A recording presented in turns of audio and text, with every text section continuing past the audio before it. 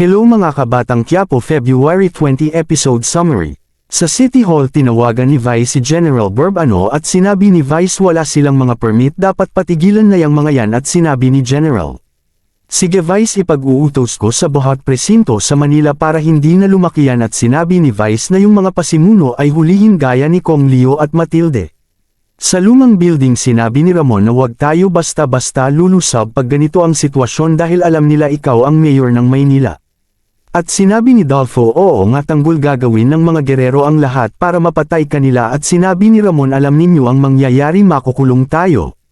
At sinabi ni Tanggol, papa, at sinabi ni Ramon, hindi anak, ayon naman ang tama, para ayusin ang lahat, pati tatay mo kailangan makulong. Eto na ata ang pinakamabuting magagawa ko na tama sa batas at sa mata ng bayan, at eto ang tama kong gawin.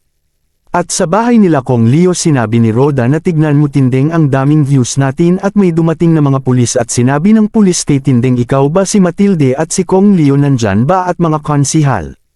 Kayo ay inaaresto sa utos ni Vice Mayor Guerrero sa kasong pagpapakalat ng maling information, at sinabi ng pulis sa presinto na kayo magpaliwanag. Hulihin na sila at lumaban sila, at pinaghahampas sila ng pulis, at sumigaw si Tindeng na tama na, ako na lang ang ikulong ninyo, ako naman ang kailangan ninyo, diba? At pinusasan si Tindeng at Roda, at sinabi ng pulis na sila Kong Leo at mga konsehal asan sila, at sinabi ni Tindeng na hindi ninyo mahubuli kung inaakala ninyo.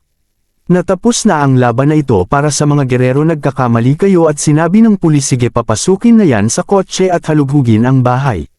Sa presinto naman ibabalik na si Punggay sa kulungan, at sabi ni Mondo sa mga pulis na nakatambay, ano ginagawa ninyo dito, kanina pa kayo hinahanap ng hepe.